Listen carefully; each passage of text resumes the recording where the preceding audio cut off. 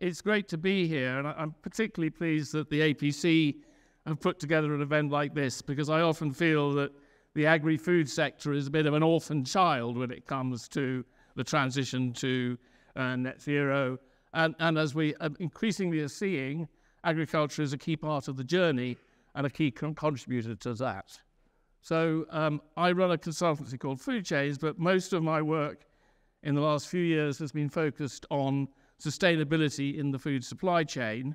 A lot of the content in this talk relates back to a thing called the Farm of the Future report, which I helped produce with the Royal Agricultural Society and was published some 18 months ago. But more recently, we produced this, which is a farmer's guide, trying to give farmers an opportunity to see what they can do in the short, medium and long term in terms of their own personal transition to decarbonisation of their business. And we've touched on Scope 3 emissions earlier today. Farming is a huge part of the food chain's Scope 3 emissions, and therefore it's why it's so important that we actually engage the farming community and bring them with us on this journey, rather than using them perhaps as the whipping boys, which is sometimes tends to happen. So what I want to do is just to skip through a few elements of where policy, I think, is driving us. And we've touched on some of the issues on this slide already, but soil health, I think, has become the key issue of the current decade as far as agriculture is concerned.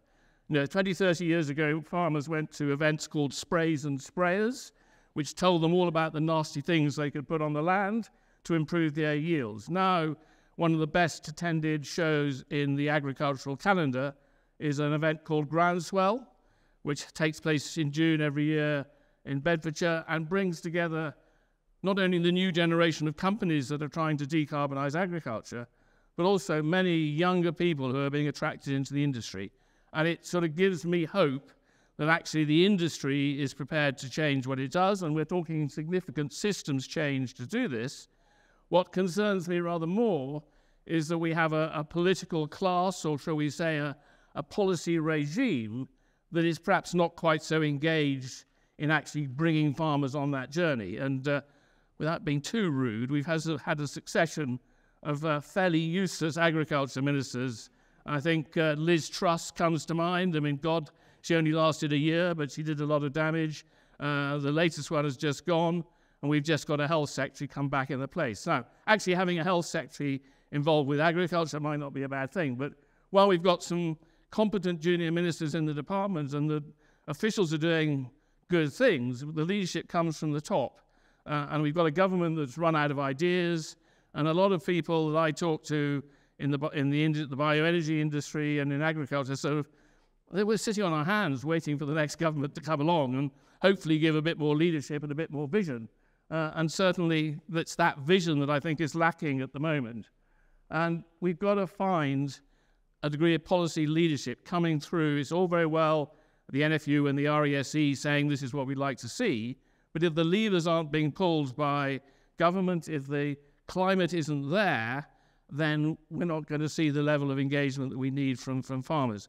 And working in renewable energy, it's quite interesting. I spent a lot of time in Scotland because the Scottish government, like the SNP or not, is very committed to decarbonisation and to reducing emissions from across the supply chain. And therefore, there are perhaps more projects happening in Scotland per head of population in this sector than there perhaps are in the rest of England. And I'll mention a bit about a brewdog project later on. So, skipping on, this is the report, the Farm of the Future Journey. It was produced by the RESE specifically to sort of raise levels of engagement around the whole technology spectrum. It included a number of case studies. The likes of Benneman and New Holland were part of the report, as was the Hands-Free Farm and other projects.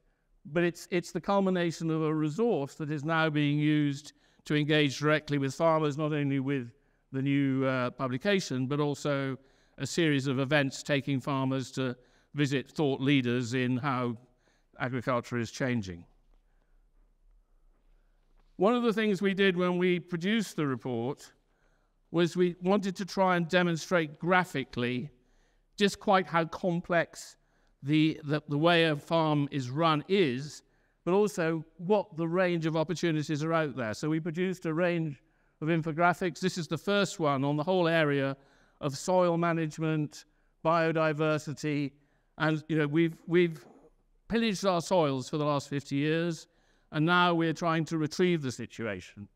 It's perhaps a bit late, but actually the technologies that are out there in terms of low ground pressure vehicles, managing crops in different ways, the whole concept of regen farming. And we need to be a little bit careful about going down a rabbit hole here, because there are people who want to farm in a regenerative way. There are also people who want to rewild their farms.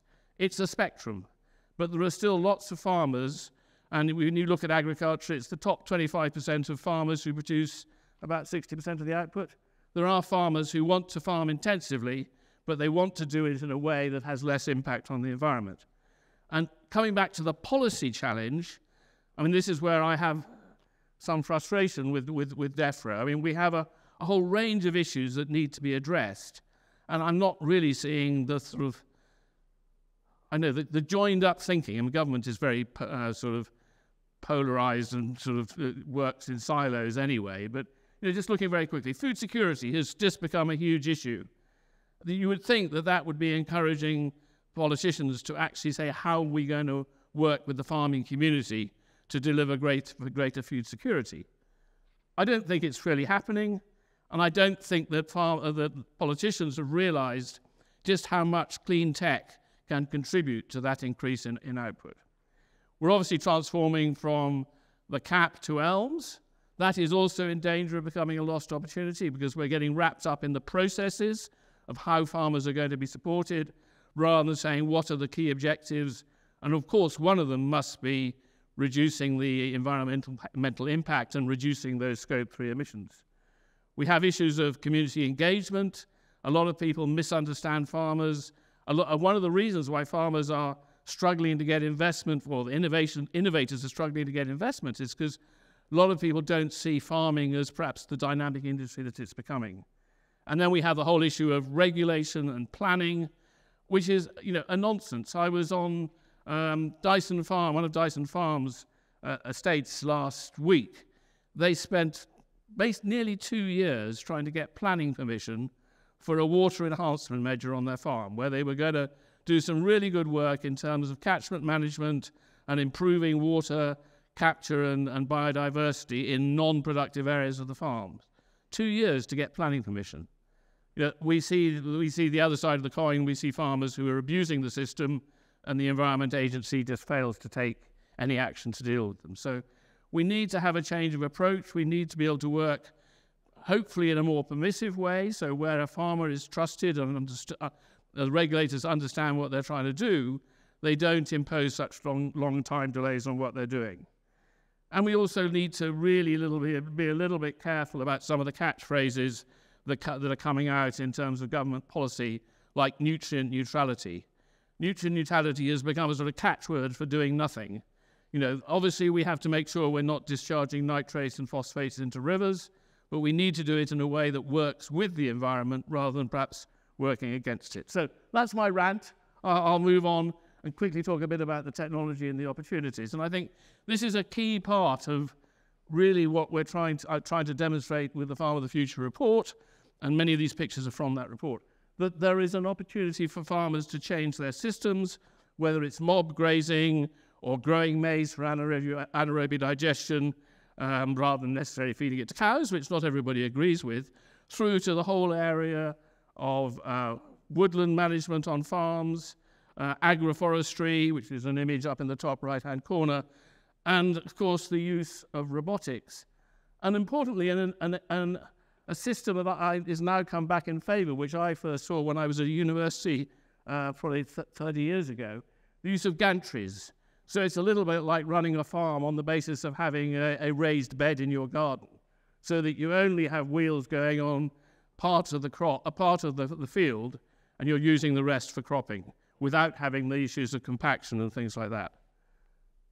Moving on, the whole area of energy generation on farms, we've touched on that. I mean, the whole work that Benneman are doing to deliver or to help farmers capture their methane and use that methane to beneficial effect.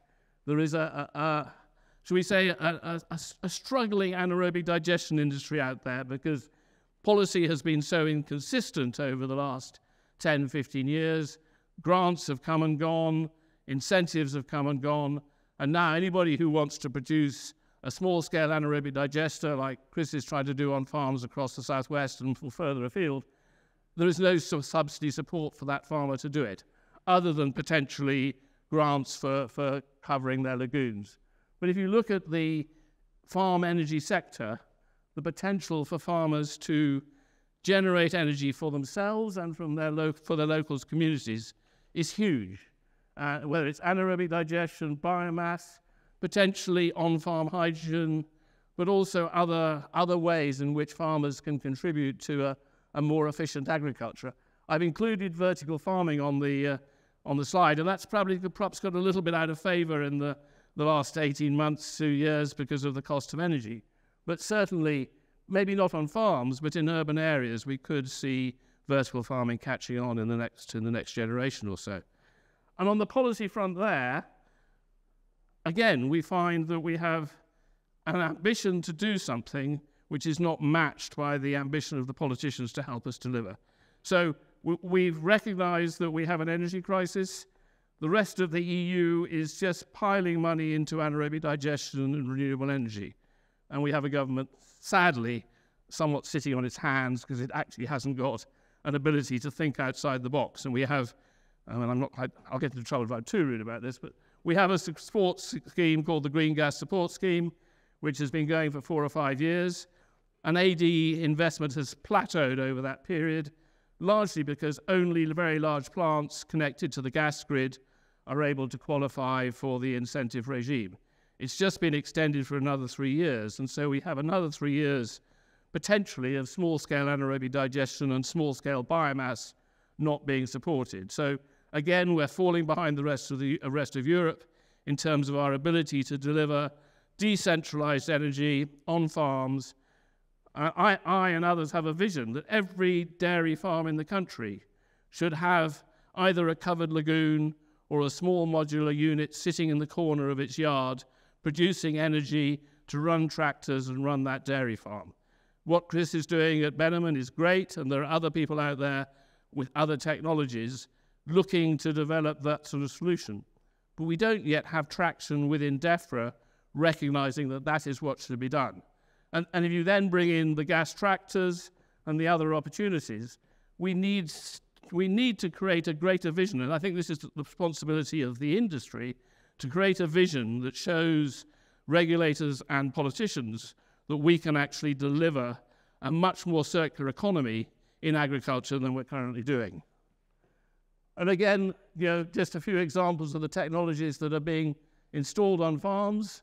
Obviously, some obvious ones like solar and air source pumps, but the ones that are perhaps newer to some of you is batteries. So containerized batteries. The one connected energy is actually recycling car and truck batteries to put into battery installations that can be installed on industrial sites. And Sunamp is a Scottish company that's the world leader in battery storage of heat. So converting either surplus electricity or green heat and storing it and then either using it back again as heat or cool into industrial processes. They've developed their technology initially for household applications, so in housing estates, and now there is an opportunity to sort of convert it into a similar application on industrial sites. And of course, we've got the ability to produce biogas on farms from cow slurry and other farm wastes, as well as on food factories, and I'll mention BrewDog a bit later. And then this is the third of 3 of the graphics that I want to show you today, and this is really trying to highlight the opportunity that we have to actually completely change the approach to the use of diesel on farms. We have an elephant in the room, which is the red diesel subsidy. If you ask people in government whether they have plans to abolish it, at the moment, probably justifiably, they're not rushing to do so. We're already worried about inflation in food costs, but ultimately, and I would imagine sometime before 2030, we have to have a pathway in place to replace that red diesel subsidy. And when we do that, we have to have other solutions there to take up the slack. Biomethane very clearly is one of those solutions. Farms able to produce their own biomethane and also supply biomethane to other farmers. Potentially hydrogen down the road, although I suspect there are going to be there's going to be a lot of competition for hydrogen in large industrial sectors like glass manufacturer, and I think agriculture may be quite low down in the sort of supply chain, unless we can develop systems to develop hydrogen on farms, which is still possible. So replacing diesel, getting rid of the subsidy, and looking at alternative fuel trains and powertrains is a key part of this.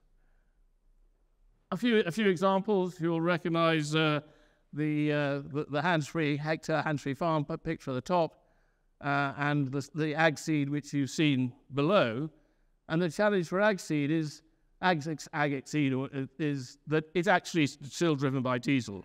So we need to start looking at how we can bring electrification into the robotics sector, and that's happening with companies like the small robot company up here, who've developed a system for mapping farms and therefore allowing farmers to indulge in what's called per-plant farming, or rather targeting weed killing to specific plants and specific areas.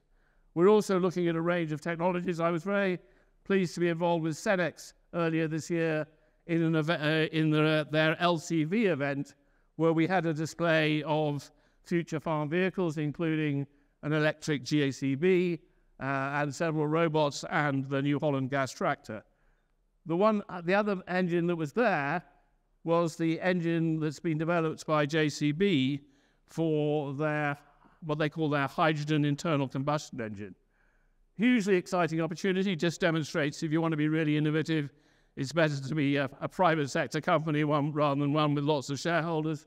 They developed this engine in a matter of 2 years. But it doesn't have the torque and the power of a biomethane engine, so it hasn't got the pulling power. The vehicles are smaller. Supply of hydrogen is a challenge, particularly a green hydrogen, and one wonders just how quickly that will take off. But the important thing to me, and this is on a policy front, the idea that we should just ban the internal combustion engine is complete nonsense. There are so many opportunities to turn the hydrogen type, to do what JCB have done and produce combustion engines that are significantly less polluting than they are now. And we're not going to be able to electrify every vehicle on the farm. Sadly, there was a gentleman here earlier who was saying he wanted to have electric tractors rumbling down his lanes. I don't think we're going to see it, because the power you need to drive a tractor that's going to do the cultivation will never come from a hydrogen engine or a battery or a fuel cell. You're going to need a high torque internal combustion engine. Now, there are other solutions, and the whole concept that Kit talked about of swarm robotics, of lots of small vehicles running around doing what one large vehicle were doing, is going to come, but it's going to take time. Just a quick sort of look at the policy side of things. We need more evidence of support from within government for alternative ways of farming, reducing emissions and improving soil health. We have to support the transition away from fossil fuels, but we have to also put the whole concept of decarbonisation at the heart of our agri-tech strategy and engage with regulators who are actually standing in the way. So often a renewable energy project gets held up by regulation by the Environment Agency or the planners or the newt fanciers that live down the lane. So we've got to actually be more permissive in the way in which we enable businesses, be they farmers or be they businesses producing food or processing food, to actually invest in the renewables that they need. And we've got to actually make a real contribution to actually getting farmers to engage with this sort of discussion. It would have been nice if we'd had a few more farmers in this audience, because they're a key part. It's not a criticism of you guys. We're a long way from the countryside, but we need this debate to take place in front of farmers. So that's part of the challenge, is getting farmers engaged. And another major issue, which I think we could have discussed earlier in the day, is the concept of how we're going to fund innovation in the agri-food sector. There is a real challenge of mobilizing investment funds. Innovate UK are doing a fabulous job with other groups in actually starting and funding businesses through their early life, but then taking those businesses to the next step either requires a partner with deep pockets. I mean, it's great to see Benneman linked up with New Holland, and likewise V earlier with his spin-out companies. But for many companies out there who've had the grants, they've got the idea, they've done the demonstration, they've got the buy-in of the farming community, they are really struggling in a very difficult time at the moment to raise the funds they need to go on to future development and rapid expansion. And I know it's been addressed by government. George Freeman, who was the innovation minister until he resigned about 3 weeks ago or 2 weeks ago, was doing a great job to try and sort of corral government into producing an agri-tech strategy. And my fear is that now he's gone, we won't have a champion of agri-tech strategy in government. So maybe one of the calls to come out of today's meeting is to get the government to take agri-tech strategy seriously. Finally, just a bit on farmer engagement. This was an event we ran earlier this year at Harper Adams, bringing farmers together with technology developers and trying to demonstrate what was actually coming along in the pipeline for their businesses in the future.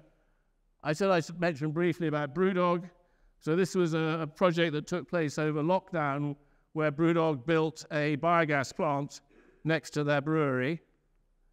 This is the biogas plant. It's producing, or it will do when they complete it, because there's a second tank going in phase 2, it will produce enough gas to completely replace natural gas in the brewery and the manufacture of the beer. They will also have enough gas left over to run a few trucks running on biomethane. The challenge for hauling beer is it's heavier than hauling food, so the payload for a beer truck or a truck hauling grain or something like that is going to be much greater than a John Lewis truck hauling food. But there's still an opportunity to see widespread adoption, and I think we're now into the sort of thousands of biomethane trucks running around on the roads of Britain, unrecognized in many cases. But then, there aren't many Brewdogs, and you could say this in any other sector of the agri-food economy. This is a small brewery, 100 times smaller than Brewdog in the craft sector. They've already started capturing carbon dioxide at a small scale. That's a mini carbon dioxide capture system, so they're capturing all the carbon dioxide that's coming off the brewing. They're going to install an AD plant, and they'll capture the CO2 coming from that as well. But just to leave you, I think we're doing great things in the industry, and we have a very, engineers are behind it all. It's great to be having this talk here in this august hall, but I think we need to do more to increase modularity, to support the development of robotics, and actually, one of the points from the RASC report, it's hard to be green when you're in the red. We need to make sure that we have a prosperous and productive agriculture industry behind it all. Thank you very much.